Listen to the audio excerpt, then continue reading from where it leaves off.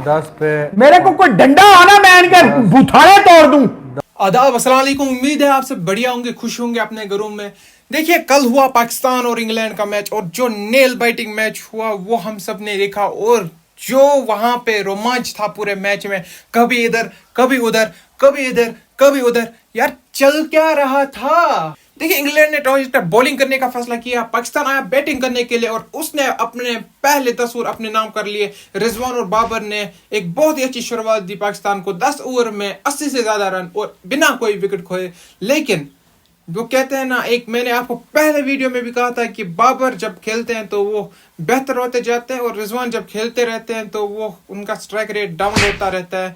और आज तो उनका स्ट्राइक रेट पहले से उतना अच्छा नहीं था, क्योंकि पहले भी वो कुछ 130 के आसपास स्ट्राइक रेट मेंटेन कर रहे थे, तो वो फिर उसके बाद नीचे गिरते गए। लेकिन बाबर जो कि पहले 110 के आसपास स्ट्राइक रेट कर रहे थे, उन्होंने जब चार्ज करने की कोशिश की तो वो आउट हो गए। वहीं पे जो है गेम बदल गई। उसके बाद शान मसूद को लाया। मैं समझ नहीं पा रहा हूँ यार, शान मसूद को क्यों भेजा, और अगर भेजा भी है तो वो एक भी बाउंड्री नहीं मार सकते क्या? वो ऐसे मतलब टेक्निकल प्लेयर उसको कहा जाता है यार। 21 बॉलें आपने खेली है, क्या किया आपने? कुछ उखाड़ा ही नहीं है वहां पे। आपने अगर 3-3.5 ओवर खेले हैं तो आपने क्या किया वहां पे? आपने किया क्या है वो मुझे बताइए। शान मसूद आए और टुक टुक करके खेल रहे। रिजवान का मुझे पहले से पता था कि ये उस तरह से नहीं खेल पाएगा, वो तो मुझे जाहिर सी बात थी। मैंने आपको पहले वीडियो में बोला था कि बाबर लंबा खेलते हैं तो वो इनिंग को आगे लेके जाते हैं, रिजवान लंबा खेलते हैं तो वो उतना कुछ कर नहीं पाते आखिर के ओवर्स में। तो रिजवान का मेरे हिसाब से अच्छा यही रहता है कि वो पहले 10 ओवर खेले और उसके बाद मारने जाए, चाहे फिर वो आउट ही क्यों ना हो। लेकिन वो मारने की कोशिश भी कर रहे थे, लेकिन इंग्लैंड के बॉलिंग अटैक ऐसा था कि वो उसको पूरा जो है एरियाज में गेंद कर रहे थे, उसको मारने नहीं दे रहे थे, क्योंकि वो सिर्फ लेग साइड में खेलते हैं और वो जो है ऑफ साइड की बॉल को लेग साइड में डालने के चक्कर में एक सिंगल या फिर डॉट गेंद हो जाती है। तो रिजवान का तो यही अभी मसला चल रहा है कि वो तो समझ नहीं आ रहा किसी को। लेकिन शान मसूद का मुझे समझ नहीं आया। शान मसूद को अगर ऊपर भेजा तो वो क्या कर रहे हैं भाई? शान मसूद कम से कम 2-4 चौके, 1-2 छक्के तो मार सकते थे। अगर नहीं मार सकते हैं तो उसको सिर्फ क्या उस सिचुएशन के लिए रखा है कि वो आए, अगर आपके पहले 6-7 ओवर में विकेट गिरे तो वो आ जाए। अगर उसके लिए रखा है तो फिर भेजने की जरूरत क्या थी? आज आपने यह भी देख लिया कि शान मसूद भी जो है 12वें-13वें ओवर के बाद नहीं अच्छा खेल पाते हैं। तो ये आपको जहन में रखना पड़ेगा। पाकिस्तान की बात कर रहा हूँ, पाकिस्तान को जहन में रखना पड़ेगा कि यार अगर आपके पहले 10 ओवर में जो है कोई विकेट नहीं गिरता है तो आपको अपने पावर्स को भेजना पड़ेगा। आसिफ को ना भेजे, आसिफ को आप 15 ओवर के बाद रखे, लेकिन खुशदिल है, नवाज है, उनको भेजना पड़ेगा ना पहले। इफ्तिकार भी अच्छा खेल लेता है, इफ्तिकार भी छक्के मार सकते हैं। तो ये समझ में नहीं आया कि शान मसूद वहां पे क्या कर रहे थे। बाबर आउट हो गए, उसके बाद शान मसूद और जो रिजवान जो है टुक टुक टुक टुक टुक टुक पारी चलती रहती हमारी सारी। तो यही हुआ वहां पे भी। मुझे समझ ही नहीं आया, पूरी बैटिंग को कहाँ सत्यानाश कर दिया पाकिस्तान ने। और जहां पे लग रहा था एक टाइम के 190 बनने वाले हैं, 200 बनने वाले हैं, वहां पे फिर 160 बनने मुश्किल हो गए थे। तो आसिफ आ गया आखिर में 3 बॉलों पे 2 छक्के मारकर, उसने 166 का टारगेट अचीव किया। वरना तो यार लग ही नहीं रहा था कि कहीं से पाकिस्तान जो है इस मैच को जीतने के हालत में है। देखिए, अभी अगर हम आंकड़ों की बात करें तो पाकिस्तान ने पहले बैटिंग करते हुए 166 रन बोर्ड पे लगाए, जिसमें से बाबर जो है पहले आउट हो गए। आपको पता है कुछ 36 रन बनाए 28 गेंदों पे, 128 का स्ट्राइक रेट। और रिजवान जो है 67 बॉल्स खेल के गए, 88 रन बनाए और सिर्फ 131 का स्ट्राइक रेट, 9 चौके 1 छक्का। देखिए, आपको इमेजिन करना पड़ेगा, एक बल्लेबाज जो कि पहले ओवर से 11वां ओवर तक पूरी बैटिंग जो है खुद खा जाता है और उसके बाद कुछ रन भी नहीं बनाता उस तरीके से। कोई भी और बल्लेबाज आप ले लीजिए किसी भी टीम का, आप देखिए अगर वो 10 ओवर से ज्यादा खेल जाता है ना, इतने 11 ओवर से भी ज्यादा खेला है रिजवान ने। 11 ओवर खुद खेले हैं, सिर्फ अकेले बल्लेबाज ने 11 ओवर से ज्यादा खेले हैं। तो अगर कोई और भी बल्लेबाज होता ना, कम से कम वो तो 120 130 रन मार देता इतने गेंदों पे। लेकिन यार हमारा रिजवान है, पहले अच्छा खेल लेते हैं, फिर जो है उसका वो डाउन होना स्टार्ट हो जाता है। ये इसकी हमेशा से बात थी। रिजवान जो है मैंने कभी देखा ही नहीं कि वो अगर हम पिछले जब बाबर ने 100 बनाया उस वक्त भी मैंने बोला था कि बाबर जो है वो चार्ज कर सकता है आखिर के ओवर में, रिजवान नहीं कर पाता। रिजवान को वो टारगेट कर लेते हैं लेग साइड का, वो उसको खेलने नहीं देते। तो उसके बाद आपने देखा मसूद आए, 19 गेंदों पे 21 रन बनाए। यार मुझे समझ ही नहीं आया, 3 ओवर से ज़्यादा आप खेल लेते हो, सिर्फ एक चौका मारते हो आप, क्या है ये यार, क्या है? आपने भी मतलब कंपटीशन लगाया रखा था शायद रिजवान से भी क्या कंपटीशन।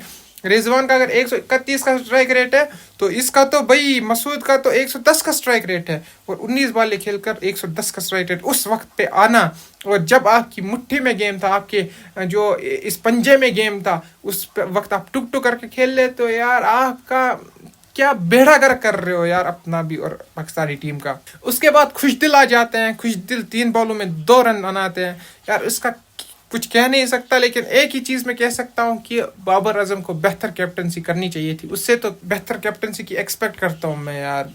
उसको आसिफ को भेजना चाहिए था, खुशदिल को क्यों भेजा मुझे समझ नहीं आया। उस वक्त कोई भी होता है ना, कोई भी होता वो यही कहता कि आसिफ को भेजो, भेजा खुशदिल को, 3 गेंदें बेकार में ज़ाया करवाई दी।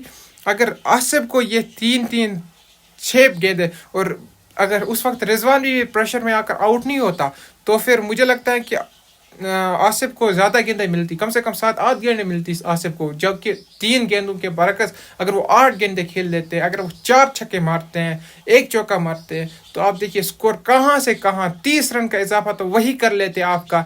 तो हालांकि उन्होंने फिर भी जो है आसिफ ने 13 रन का इजाफा किया आपकी स्कोर बोर्ड पे। आसिफ के 4-5 गेंदें पहले आ जाने से आपका जो है 15 रन और बन सकते थे, लेकिन वो आपने नहीं किया। तो यही होता है जब आप जो है कैप्टनसी का जो है माइंड, वो जो है ना डिफेंसिव माइंड लेके जाते हैं, आपको समझ में नहीं आ रहा होता है कि मुझे क्या करना है, मैं कैप्टन हूँ, और अब फिर कहते रहता है मैं कैप्टन हूँ कि तुम कैप्टन हो। जब रिव्यू की बारी आती है तो ये कुछ समझ में नहीं आ रहा है मुझे बाबर की कैप्टनसी का। देखिए जब फिर इंग्लैंड बैटिंग करने आए तो उन्होंने पहले कुछ विकेट अपने खो दिए थे, पहले हसनैन के द्वारा जो कुछ विकेट ली गई थी, उसके बाद नवाज भी पार्टी में शामिल हुए, और रऊफ ने भी 3 विकेटें ली, और क्या नाम है वसीम जूनियर, उसने भी विकेट लिए एक, और इफ्तिकार ने भी अच्छी बॉलिंग की, 4 ओवर्स डाले, और उस्मान कादर जो कि इंजर्ड हो गए थे उन्होंने एक अच्छा कैच लिया, उसके बाद इंजर्ड हो गए। मुझे समझ नहीं आता उस्मान कादर को क्यों रखा है टीम में, वो उसको पहले तैयार करना है ना, उसको तैयार करो, वो उससे तो बॉल भी नहीं डल पाती, वो तो एक गेंद आगे डालता है और एक गेंद पीछे डालता है, एक गेंद फुल टॉस डालता है, समझ ही नहीं आता उसका वो क्या कर रहा है, क्या करना क्या चाहता है। हसनैन का मैं एक चीज़ डिफेंड करूँगा कि उसको सीख मिलेगी इस चीज़ से, बॉलिंग अच्छी की उसने पहले ओवर्स में। देखिए आप नहीं चाहते हैं, मुझे कुछ समझ नहीं आता उन लोगों का जो कहते हैं कि हसनैन को ऐसा हुआ वैसा। भाई आपको जब पिटाई पड़ती है ना आप सीख जाते हो। देखिए जब आप नहीं चाहते कि हसनैन आपकी T20 स्क्वाड में, आप नहीं चाहते कि आपको उसको वहां पे पिटाई पड़े और उसको पता भी ना हो मैं क्या करूं। ठीक है यहाँ पे उसको पिटाई पड़ रही है ना तो वो उससे सीख जाएगा, अगर यहाँ पे पिटाई नहीं पड़ती ना तो वो वहां पे कैसे सीखेगा। और कुछ लोग ऐसा कहते हैं कि ये कोई जीत होती है, मैं तो ये कहता हूँ कि पाकिस्तान से ज़्यादा तो इंग्लैंड की बल्लेबाजी शेमफुल थी यार। ऐसी कोई हार होती है जिस मैच को आपको आसानी से जीतना था, आप तो इतने पावर हिटर्स हो, 9वें नंबर था 10वें नंबर था आपकी बैटिंग जा रही है और आप 166 जो है चेस नहीं कर पाते हो यार। कुछ लोग पाकिस्तान को कह रहे हैं कि यार ये ऐसा था वैसा था, बॉलिंग ठीक नहीं हुई।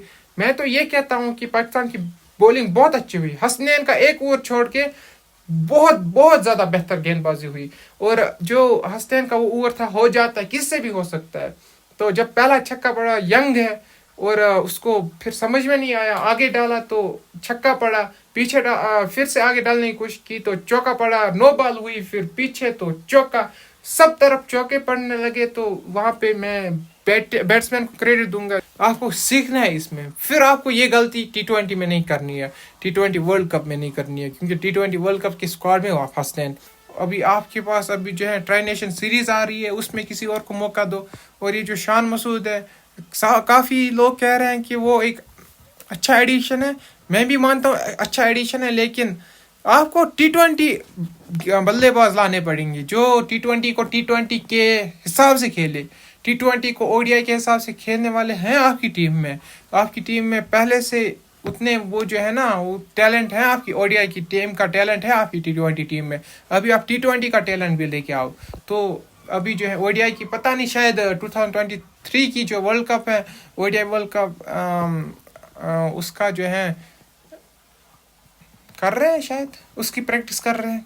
आज की वीडियो में हम इतना ही यहाँ पे कंक्लूड करेंगे, आगे जो है ऑस्ट्रेलिया इंडिया की बात भी करेंगे अगले वीडियो में। लेकिन इस मैच से मैं ये कहूँगा कि पाकिस्तानी फैन जो है एक पॉजिटिव ये ले सकते हैं कि उनकी गेंदबाजी एक बार फिर बहुत अच्छी रही है, और गेंदबाजी जिनने के 200 रन दिए थे पिछले 2 मैचेस में, तो वो फिर से जो है अभी लगता है कि हारिस रऊफ, हसनैन और हारिस रऊफ, हसनैन, नवाज ने भी बहुत अच्छी गेंदबाजी की। और उसके बाद अगर आप उस्मान कादिर को निकालो तो मुझे लगता है कि बाकी सारे जो हैं पॉजिटिव पॉइंट्स हैं आपकी गेंदबाजी में। बल्लेबाजी भी मुझे लगता है कि ये पिच उस तरह की नहीं थी कि 200 बन जाते, लेकिन कम से कम आप जो है आपकी जो माइंडसेट था, कैप्टनसी माइंडसेट, मुझे लगता है शान मसूद को वहाँ पे भेजना उस वक्त, अगर आप इफ्तिकार को भेजते, मुझे लगता है कि वो 19 बॉलों में आपको 30 से ऊपर रन देते। बैटिंग में इम्प्रूवमेंट करने की ज़रूरत है, बॉलिंग में भी आप जो देखें डिसीजन मेकिंग इंपॉर्टेंट है, बैटिंग ऑर्डर आपको कैसे सेट करना है वो आपको देखना है, और पर्टिकुलर सिचुएशन में कौन सा बल्लेबाज आपको सूट करते हैं वो आपको देखना है, वो आपको समझना है पहले। क्योंकि एज ए कैप्टन आपको जो है एज ए प्लेयर, आप कहते हो, मैंने जब भी बाबर को बात करते हुए देखा है ना, वो कहते हैं एज अ प्लेयर जो भी वो कहते हैं एज अ प्लेयर आपको ऐसा करना है, आपको ऐसा करना है। मैं कहता हूँ एज अ कैप्टन भी आपको बहुत कुछ करना है, एज अ कैप्टन भी आप अपने आप पे ध्यान दो। एज अ कैप्टन अगर आप सही डिसीजन नहीं लोगे तो आप पे बहुत क्रिटिसिज्म होगा।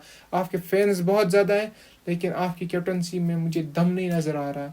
आपकी कैप्टनसी बहुत इम्प्रूव करनी चाहिए, और अगर आपकी डिसीजन मेकिंग ख़राब है तो इसका